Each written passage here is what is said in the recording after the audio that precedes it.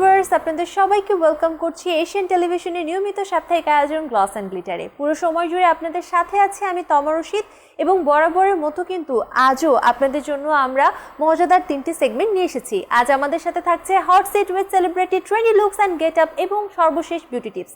প্রথমেই চলে যাচ্ছি হট সিট উইথ সেলিব্রিটিতে। স্বপ্ন ছিল পাইলট হওয়ার, তবে মিডিয়াতে এখন নিয়মিত মুখ। অভিনয় জগতে পা রাখার আগেও মডেলিং, র্যাম্প, ফটোশুট কিংবা বিজ্ঞাপন সব ক্ষেত্রে ছিল তার পদচারণ। আমাদের সাথে আজ যুক্ত হয়েছেন বর্তমান সময়ের অভিনেত্রী রিফাত জাহান। স্বাগত আপনাকে, কেমন আছেন? ভালো আছি, থ্যাংক ইউ সো মাচ। আপনি কেমন আছেন? খুব ভালো আছি। এবং শুরুতেই আসলে জানতে চাচ্ছি আপনার বর্তমান সময়ের ব্যস্ততা নিয়ে। জানি অভিনয়ে এখন খুব ব্যস্ত একটা সময় কাটাচ্ছেন, কেননা একটা দীর্ঘ বিরতির পর আবারও অভিনয়ে আপনি এসেছেন, তো ব্যাপারটা খুব মজাদার। তো জানতে চাই বর্তমান সময়ের ব্যস্ততা কেমন? ব্যস্ততা খুব একটা না, মোটামুটি। আমি একটু আমার কমফোর্ট জোনটা খেয়াল রেখে কাজ করি অলওয়েজ। যেখানে ভালো লাগে বা যে স্ক্রিপ্টটা পড়ে মনে হয় আমি এটা করতে চাই বা আমার প্রোফাইলে কিছু অ্যাড হবে, ওই কাজগুলো প্রাধান্য দিচ্ছি। আসলে আপনি দীর্ঘ একটা সময় কাজ থেকে বিরতি নিয়েছিলেন পারিবারিক চাপে বা পারিবারিক একটা কারণে, বর্তমানে আবারও কাজে ফিরে এসেছেন। এই যে জার্নিটা, একটা সময় কাজে নিয়মিত থাকা, তারপর একটা লম্বা বিরতি, তারপর আবারও নিয়মিত হওয়া, কেমন ব্যাপারটা আসলে কেমন? আমাদের সময়টা একটা বিভীষিকার মধ্যে ছিল, কোভিডের সময়টা। এটা আমরা তো কখনো কল্পনাও করিনি এমন একটা সময় আসবে, আমরা গৃহবন্দী থাকবো। এটা একটা টোটালি ডিফারেন্ট এক্সপিরিয়েন্স। তখন আসলে এটা আমি তখন ফিলও করতাম না। এখন কাজ করতে যাব বা কাজ করলে কেমন লাগবে, আমার শুধু মনে হতো এই ডেটাকে আমরা পাস করতে পারবো বা এটা থেকে কবে বের হব। হ্যাঁ, লং একটা গ্যাপ ছিল, আমি মিস করতাম, অবশ্যই কাজটা মিস করতাম। বাট আসলে তখন আমার বাবাও চলে গিয়েছিলেন, সব মিলিয়ে ওই সময়টা আমার জন্য ভালো ছিল না, কোভিডও ছিল, তো ভালো খারাপ মিলিয়ে ছিল। ঠিক আছে, আমরা ধরে নিই যে যে দিনটা গিয়েছে সেটা চলে গেছে, যেটা আসবে সেটা ভালো কাটবে। তো এই যে আপনি নতুন একটা মাধ্যমে আসলেন, আগে ছিলেন ফটোশ্যুটে বা র্যাম্পে, মডেলিংয়ে, এখন অভিনয়ে। তো অভিনয় বা বিজ্ঞাপন, র্যাম্প, ফটোশ্যুট সব কিছু মিলিয়ে যদি আপনাকে একটা অপশন দেওয়া হয় যে কোনটা আপনার কাছে সব থেকে বেশি ভালোবাসার, তাহলে কোনটাকে বলবেন? বলাটা অবশ্যই টাফ, বাট আমি বলবো অ্যাক্টিং।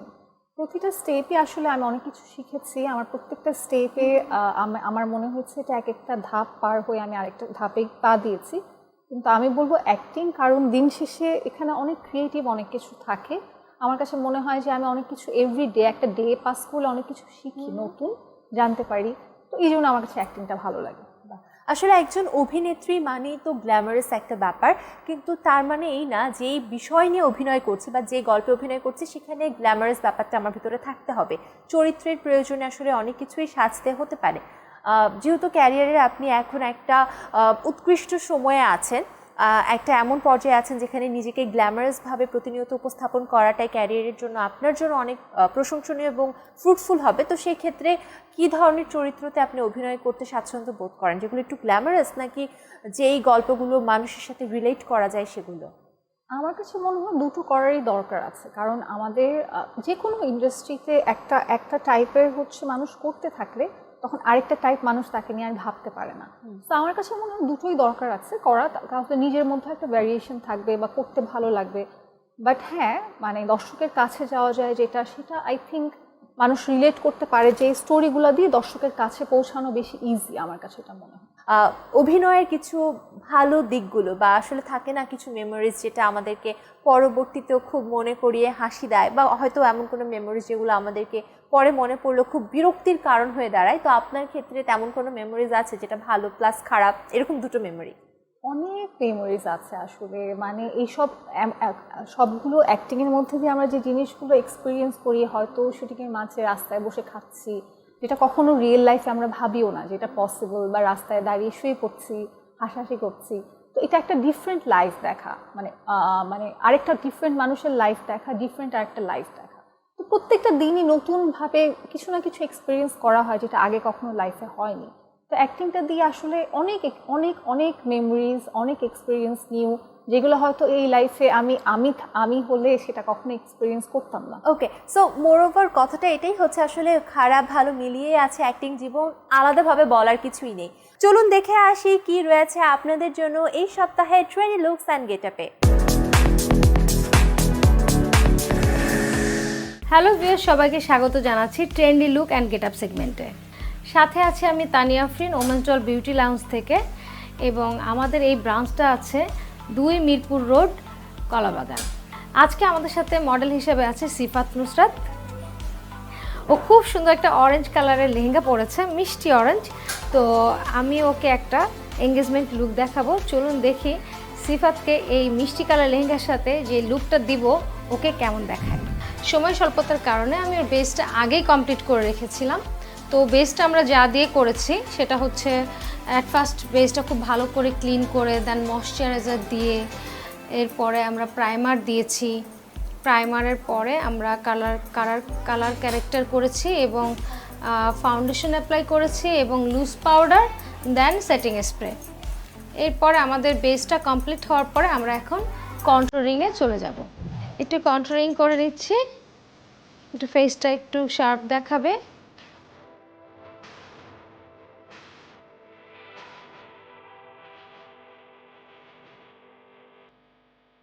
এরপর আমরা দিয়ে নিব একটু হাইলাইট। অরেঞ্জ কালারের আমি হাইলাইট অ্যাপ্লাই করছি।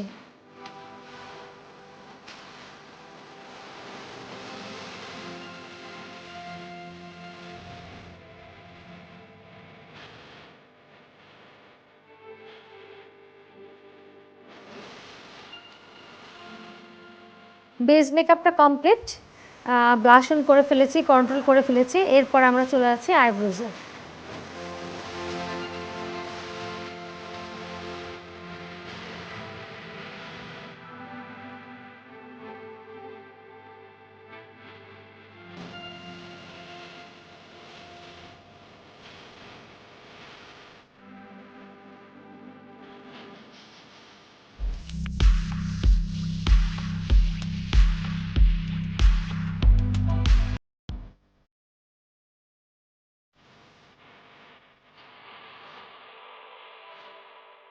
আইব্রোজটা কমপ্লিট, এরপরে চলে যাব আমরা আই মেকআপে।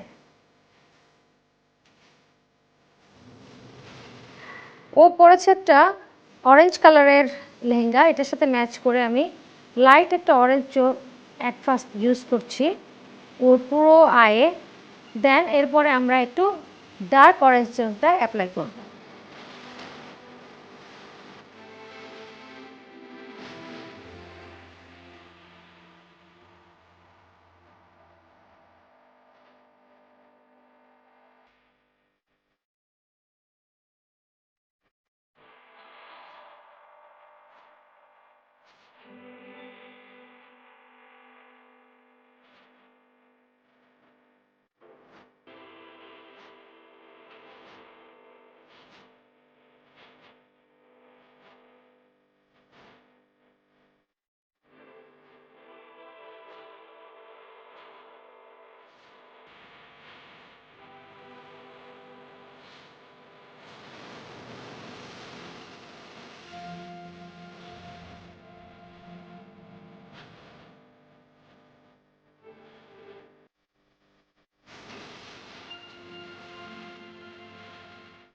আমি ওর চোখটা ম্যাট কালার দিয়ে করছি এবং ফার্স্টে orange, then deep orange and then light pink দিয়ে আমি ওর চোখটা খুব সুন্দর করে এঁকে নিচ্ছি। এবং খেয়াল রাখতে হবে যেন চোখটা অনেক বড় দেখায় এবং যে ব্লেন্ডিংগুলো আমরা করছি এই ব্লেন্ডিংগুলো যেন খুব স্মুথ এবং সুন্দর হয়। ব্লেন্ডিং যত সুন্দর হবে, যত চোখ নিখুঁত হবে, তত বেশি সুন্দর দেখাবে। এরপরে আমি ওর চোখে একটু ব্ল্যাক লাইনার কাজলটা দিয়ে নিচ্ছি। এরপর ওর চোখে আমি খুব ভালো করে ডিপ করে মাস্কারাটা অ্যাপ্লাই করছি।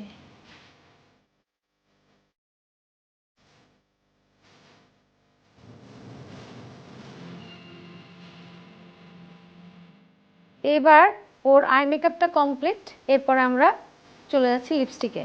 লিপস্টিক করার আগে আমি সুন্দর করে ওর লিপটা আগে ড্র করে নিচ্ছি।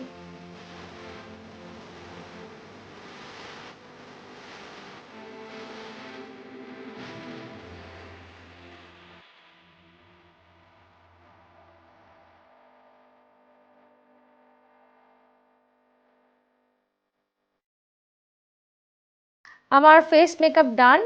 এরপরে আমরা ওর হেয়ারটা সেট করে দেখব সিফাতকে কেমন লাগছে।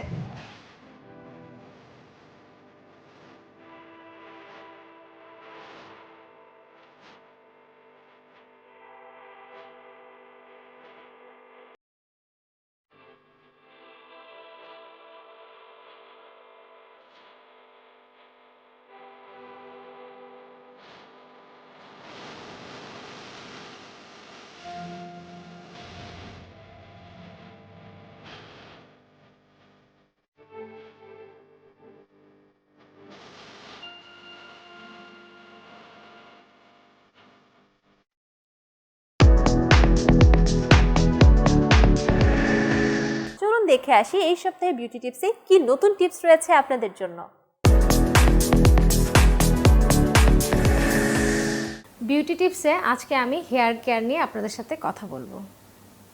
ইদানিং যেটা প্রায় সময় হয়ে থাকে, অনেকে যেটা বলে আমাকে যে হেয়ারটা খুব বেশি রাফ হয়ে যাচ্ছে। এই রাফনেসটা কিভাবে দূর করা যায় এবং কিভাবে চুলটা আরও সিল্কি, স্মুথ এবং শাইনি করা যায়, যেটা বাসাতেই থেকে বা বাসাতে বসেই। তো আমি যেটা বলবো যে যখনই আপনারা চুলটা ওয়াশ করবেন, ওয়াশের আগে অবশ্যই চুলে খুব ভালো করে হট অয়েল মাসাজ করে নেবেন শ্যাম্পুর আগে। একটা যদি প্যাক অ্যাপ্লাই করা হয় সপ্তাহে অন্তত একবার, তাহলে চুলটাও আপনার অনেক সিল্কি থাকবে। হতে পারে সেটা মেথি, সারা রাত মেথিটা ভিজিয়ে রেখে সকালে ওটাকে খুব ভালো করে ব্লেন্ড করে পুরো চুলে আপনি প্যাকের মতো করে অ্যাপ্লাই করে 40 মিনিট রেখে দিবেন। এরপর শ্যাম্পুর পরে আপনি চুলে খুব ভালো করে কন্ডিশনার দিবেন। কিন্তু শ্যাম্পুর ব্যাপারে একটা কথা আছে যে কিছু শ্যাম্পু আছে যেটা ড্রাই হেয়ারের জন্য, কিছু অয়েলি হেয়ারের জন্য। কিন্তু আমরা অনেক সময় যে ভুলটা করে থাকি যে অয়েল হেয়ারের শ্যাম্পু আমরা ড্রাই হেয়ারে অ্যাপ্লাই করি, ড্রাই হেয়ারের শ্যাম্পু আমরা অয়েল হেয়ারে অ্যাপ্লাই করি। যার কারণে যদি আমরা অয়েল হেয়ারের শ্যাম্পু ড্রাই হেয়ারে অ্যাপ্লাই করি, আমাদের চুল আরও বেশি ড্রাই হয়ে যাবে। এটা আপনাদেরকে খেয়াল রাখতে হবে যেন চুলটা শ্যাম্পুর কারণে আরও বেশি ড্রাই না হয়ে যায়। শ্যাম্পুর যে সিলেকশনটা এটা আপনাকে ঠিকভাবে করতে হবে। দেন আমরা খুব ভালো করে চুলে কন্ডিশনার অ্যাপ্লাই করে 5 মিনিটস ওয়েট করব। দেন 5 মিনিটস ওয়েটের পর আমরা চুল ভালো করে কিন্তু ক্লিন করে ফেলবো, এবং কন্ডিশনার কিন্তু অবশ্যই আমরা স্কাল্পে অ্যাপ্লাই করব না। এরপরে আমরা চুলটা হালকা করে টাওয়াল ডাই করে আমরা হালকা ভেজা চুলেই সিরাম অ্যাপ্লাই করব। যে কোনো ভালো কোম্পানির সিরাম আপনারা নিয়ে নিতে পারেন। সিরাম কিন্তু আপনার চুলটাকে সফট করবে এবং চুলে যে জট বেঁধে যাচ্ছে সেটা কিন্তু সিরাম খুব সহজেই ইজিলি খুলে দিতে সাহায্য করবে। যাদের চুল কালার করে, রিবন্ডিং করে খুব বেশি ড্রাই এবং ড্যামেজ হয়ে গেছে, আমি বলবো অবশ্যই তারা যেন খুব ভালো মানের কিছু সিরাম অ্যাপ্লাই করে এবং চুলটা ভালো করে শুকিয়ে নিয়ে আপনারা চুলে যে আপনি ড্রায়ার দিয়ে শুকাবেন সেটার জন্য কিন্তু একটা স্প্রে ধরনের একটা সিরাম আছে, সেটাও যদি আপনারা দিয়ে নেন, আপনাদের চুল হিট প্রোটেক্ট যে সিরামটা সেটা দিয়ে নিলে চুলটা আপনার ড্রায়ার করলেও খুব একটা সমস্যা হবে না। এইভাবে যদি চুলের নিয়মিত যত্ন করেন তাহলে অবশ্যই আপনার চুল রাফ হবে না এবং আপনার চুলটা ড্যামেজও হবে না। বিউটি টিপসগুলো কেবল দেখলেই হবে না, বাসায় অবশ্যই আপনাদেরকে এগুলো অ্যাপ্লাই করতে হবে এবং আমাদেরকে জানাতে হবে কোনটা সব থেকে বেশি আপনার স্কিনে কাজে দিচ্ছে। আমরা চলে যাচ্ছি আমাদের আড্ডাতে। আজ আমাদের সাথে উপস্থিত রয়েছেন বর্তমান সময়ের অভিনেত্রী রিফাত জাহান। আসলে অনেক বিষয় নিয়েই তো গল্প হলো, এবার একটু রূপচর্চা নিয়ে কথা বলতে চাই। এত সুন্দর একটা মানুষ আমার সামনে বসে আছে, এত সুন্দরভাবে নিজেকে মেনটেন করে রেখেছে, অভিনয়ের পাশাপাশি স্কিনকে ঠিক রেখেছে, যেটা আসলে ভাইস ভার্সা হওয়া উচিত। কেননা অভিনয়ে সবসময় মেকআপে থাকতে হয়, তার মানে স্কিনটা ভালো থাকার কথা না। বাট আপনার ক্ষেত্রে আমি দেখছি উল্টো, এত ভালো স্কিন রেখেছেন, অবশ্যই অনেক হার্ড ওয়ার্ক করতে হচ্ছে। কি করছেন? আমি ফার্স্টে বলবো আপনার দেখার ওইটা সুন্দর, তাই আমার স্কিন আপনার ভালো লাগছে। আমার স্কিন একদমই ভালো না। আর এক্সট্রা আমি আসলে ক্লিনিং ছাড়া কিছুই করা হয় না। হয়তো বাসায় রাতে যে এত টায়ার্ড লাগে, দেখা যায় যে অনেকটা ফ্লোর ওয়াশ করার মতোই আমি স্কিন ফেস ওয়াশ দিয়ে 4-5 বার ওয়াশ করে ঘুমিয়ে যাই। That's it. এবার চলে যাচ্ছে একটু হেয়ারে। হেয়ার স্টাইল করতে হয় অভিনয়ে বিভিন্ন সময় বিভিন্নভাবে। চুলের যত্নে কি করেন? চুলের যত্নেও আসলে কিছু করি না। আচ্ছা, আমরা এগুলো ধরে নিচ্ছি ফেক হিসেবে, কিছু না কিছু তো করা হয়। আমি ফেসে হয়তো 15 দিন 20 দিন একবার ফেশিয়াল করি, ক্লিনজিং যেটা ডিপ ক্লিন। আর হেয়ারেও হয়তো একবার একটা প্যাক দিই মান্থলি একবার। এছাড়া শ্যাম্পু ছাড়া অয়েল আমি গত 5 বছর একবার ইউজ করিনি। আমার কাছে খুব স্টিকি লাগে, ভালো লাগে না, গরম লাগে। তো রেগুলার এভরিডে আমি শ্যাম্পু করি, কারণ আমার কাছে মনে হয় আমাদের ওয়েদারটা যেমন ধুলাবালি, তো এভরিডে শ্যাম্পুটা আসলে রিকোয়ার্ড। আমি বুঝতেই পারছিলাম এই কিছু কোরিনের ভিতরে একটা চুট করে একটা ঝটপট বুদ্ধি থাকবে, যেটাতে হয়তো সব না করাটাও হয়ে যাবে ফিল আপ। সেটা আমি পেয়ে গেলাম যে আপনি মাসে হয়তো একবার ডিপ ক্লিন করেন স্কিনকে, আর প্রতিদিন শ্যাম্পু করে আসলে ডাস্ট বা যে এই ধরনের হেয়ার স্প্রেগুলো আছে সেগুলোকে ফেলে দিচ্ছেন চুল থেকে। সো আমরা কিন্তু টিপসটা পেয়ে গেছি। এবার একটু শপিংয়ে চলে যাই। অভিনয়ের জন্য আসলে অনেক বেশি শপিং করতে হয়। শপিং করার ক্ষেত্রে কোন প্লেসগুলোকে বেছে নেন? দেশের ভিতর, দেশের বাইরে, ফুটপাথ, শোরুম, ব্র্যান্ড, আসলে কোন জায়গা থেকে শপিং পছন্দ করেন? আমার যখন যেখানে যেটা দেখে ভালো লাগে আমি সেটা নিয়ে নিই। যেমন 2 দিন আগে আমি ফুটপাথ থেকে অনেক বাসায় পরার জন্য বাসার ক্যারেক্টারে যায় এমন অনেক টি শার্ট প্যান্টস নিয়েছি। আমার যখন যেটা দেখে ভালো লাগে মনে হয় এটা আমি পরে পরতে পারবো, আমি নিয়ে নিই। দেশের বাইরে থেকে নিলে যেটা হয় কি খুব রিজনেবলে অনেক কিছু ওয়েস্টার্ন টাইপের হলে পাওয়া যায়। আর দেশে চৈতি যদি ট্রেডিশনাল নিতে চাই চৈতি থেকে কামিজ এসবই নেই। আমরা একদম শেষ একটা প্রশ্ন আপনাকে কাছে করতে চাই। আমি জানি আপনি চায়ে চিনি খেতে একটু ভালোবাসেন বা চিনিটা আপনার পছন্দ, কিন্তু আপনাকে দেখলে মনে হয় ভীষণ স্বাস্থ্য সচেতন। ফিটনেস ধরে রাখার এই রহস্যটা জানতে চাই। আমি এটার জন্য কিছু করি না আসলে। আমি শুনেছি কারো কাছ থেকে, কখনো আমার মনেও করতে পারছি না কার কাছ থেকে, গ্রিন টিটা হচ্ছে ফ্যাটটা বা বডিটা আপনাকে হেলদি রাখতে হেল্প করে। আমি হয়তো 2-3টা ট্রাই করি এভরিডে খাওয়ার, একটার বেশি মোস্ট অফ দ্য ডেজ একটাও খাওয়া হয় না। এছাড়া আমি মানে কোনো বাছা বিচার করে খাই না, যখন যেটা ইচ্ছা করে তখন সেটাই খাই। চায়ে 2 চামচ চিনি খাই, সামটাইমস 3 চামচ। ওকে, আমার আসলে ফুডের ব্যাপারে আমি নিজেকে কন্ট্রোল করতে পারি না। সো আমি একটা কথাই বলবো, দিন শেষে আপনি ভীষণ ব্লেসড একজন পার্সন, যার সব কিছুতেই আসলে পারফেক্ট হয়ে যাচ্ছে অটো, মানে ন্যাচার আপনাকে পারফেক্ট করে রাখছে। আসলে খুবই দুর্দান্ত আপনার স্কিন, আপনার হেয়ার এবং ফিটনেস। আমরা একদম শেষ পর্যায়ে চলে এসেছি। এই শেষ পর্যায়ে যদি এশিয়ান টেলিভিশন এবং গ্লস অ্যান্ড গ্লিটারের জন্য আপনার কিছু বলার থাকে। Thank you so much gloss and glitter আমাকে ইনভাইট করার জন্য। আমার এখানে আসতে পেরে খুবই ভালো লাগছে আর নিজেকে খুব স্পেশাল ফিল হচ্ছে কারণ আমাকে এখান থেকে ইনভাইট করা হয়েছে। আমার এশিয়ান টিভি এবং গ্লস অ্যান্ড গ্লিটারের জন্য অনেক অনেক শুভকামনা। Thank you so much Rifat. আসলে সব কিছুর মধ্য দিয়ে যে আজ আপনি আমাদেরকে সময় দিয়েছেন এবং সুন্দর একটা আমরা আলোচনা করতে পেরেছি, গল্প করতে পেরেছি, আড্ডা করতে পেরেছি। ইনশাআল্লাহ আবারও কখন আপনার সাথে দেখা হবে। ইনশাআল্লাহ ভালো থাকবেন। Thank you so much. Thank you. Viewers, gloss and glitter থেকে আজকের মতো এখানে বিদায় নিচ্ছি। আগামী পর্বে আপনাদের সাথে আবারও দেখা হবে নতুন লুকস, নতুন বিউটি টিপস এবং নতুন আমাদের গেস্টের সাথে। সে পর্যন্ত সবাই ভালো থাকুন, সুস্থ থাকুন। Bye bye.